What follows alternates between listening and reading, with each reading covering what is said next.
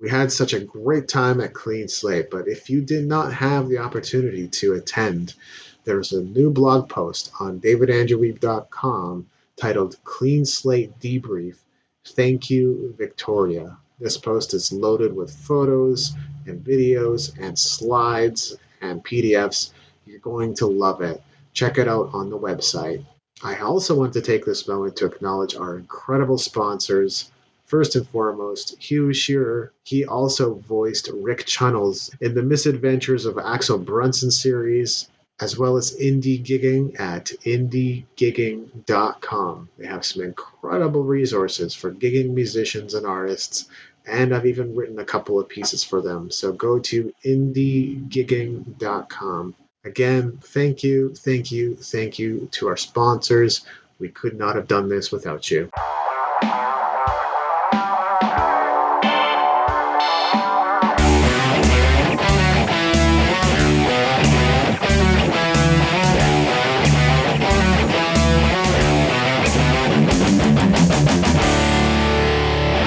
So there's something I recently found that kind of gave me pause around the whole constant go, go, go, push more, publish more, always be productive, get more done side of things.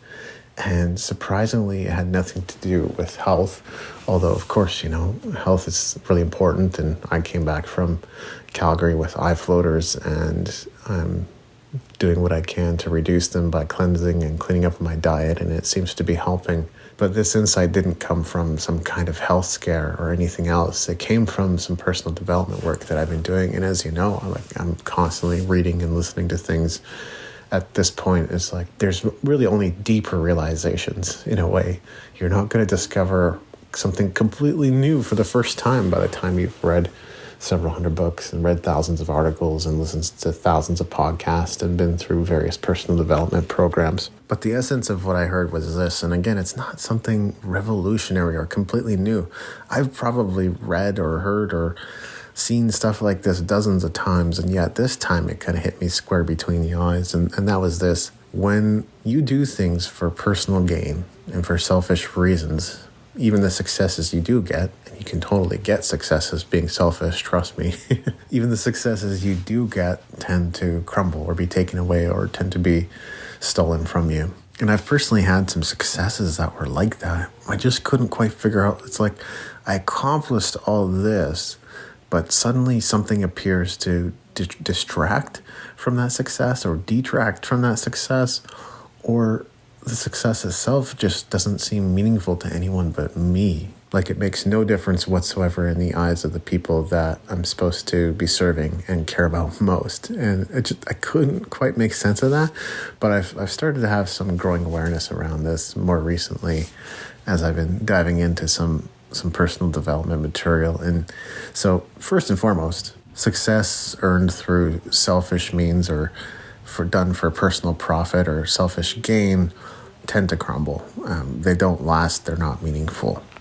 And things we do to benefit those around us, like our team members or collaborators or partners or employees, and the things we do to benefit customers. You might remember me talking about win-win-win before, and that's definitely in line with this. We want to create a win-win-win situation where there's something in it for everyone. Like there's something everyone cares about. And that made me go like, yeah, I love creating things.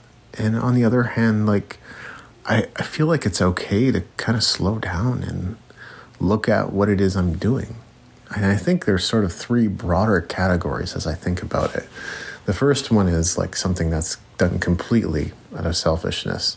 You know that there's a gain in it. You know that there's some kind of credibility or authority boost, or you might be awarded or credited in some way, and you do it because of that. And of course, I've done stuff like that. And then the second category is stuff that you just do for fun. You ever notice how sometimes you go and do like some kind of fun side project that has nothing to do with your main one and suddenly it takes off? You're not the only one. Like this has happened to many people. The things you do for fun, it's almost like people get to join in and be a part of the inside joke. And then the third category is I don't want to call it philanthropic, but it's doing something for humanity, right?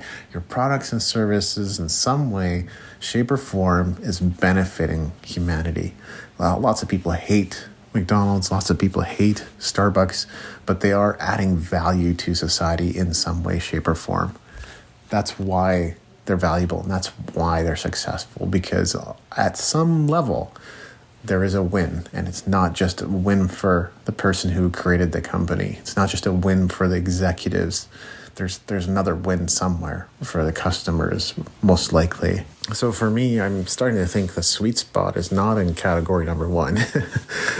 You can probably tell from everything I've said already that selfish pursuits may not really get you where you want to go. You might get a few PhDs and MDs and some letters after your name and Dr. this and Mr. that and titles and whatnot.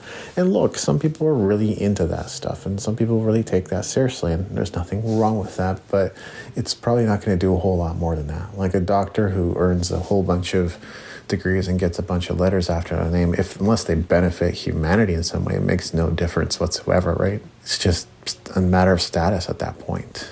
And so I think the sweet spot is number 2 and number 3, right? Doing something for fun with no expectation that it's going to do anything or go anywhere. No monetary gain, no viral social media, nothing like that. It's just you're doing it for fun, and it might go there, right? Has the opportunity or the chance to go there. But the reason you do it is for your personal fulfillment. And that's much better than category number 1, doing it for profit and selfish gain. And so the sweet spot then between 2 and 3, and then 3, of course, is creating that win-win at least, and hopefully a win-win-win. Doing something, creating a product or service that benefits you, sure, but also benefits humanity. I was recently watching a guitar video with Tom DeLonge, and it's not like I'm the biggest Blink-182 fan in the world, but like in their own words, they were popping in the late 90s and early 2000s, and how could you get away from that, right? So I heard What's My Age Again and some of their other popular songs, All the Small Things, and I enjoyed it. You know, that's kind of where I got started on the guitar too, in a way. And he was saying, like, the thing that we try to do is create music that is simple enough to get across to anyone. Like he says, sometimes you got to take a step back. You might have something that you specifically want to do with your art, but recognize that if you do really complicated things, if your chord progression is super sophisticated, if you've got swept arpeggios all over the place, then maybe there's an audience that relates to that.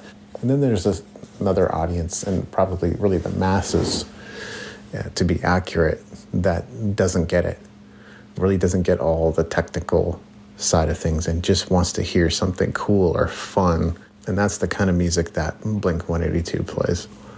So when you think about that example, it's like, okay, their music benefits the listener. And, you know, by their own admission, they may not be the best at singing. They may not be the best at playing. But they sort of struck this balance where they're good enough at what they do to command an audience. So to me, like, that really does fall somewhere between 2 and 3. So next time you have a success and you're wondering, like, why wasn't this more meaningful? Like, why didn't this take me somewhere? Why don't people recognize me as so-and-so with this credential or this award or anything else that I've accomplished? And the reason is probably, and you do the looking yourself, but the reason is probably because what you were working on was number 1, selfish, and not number 2, doing it for the fun of it, or number 3, doing it to serve a greater cause. Unlock the secrets to skyrocketing your productivity, boosting performance, and maximizing profits with my latest premium guide, the Productivity, Performance, and Profits Blackbook. Tailored for independent artists and entrepreneurs, this comprehensive resource is your roadmap to turning ideas into reality. Say goodbye to abandoned projects collecting dust on your shelves or buried in your hard drives. It's time to bring your vision to life. Grab your free copy of the Productivity, Performance, and Profits Blackbook now at davidandrewweeb.com/blackbook. That's WIEBE. Don't miss out on the key to unlocking your success.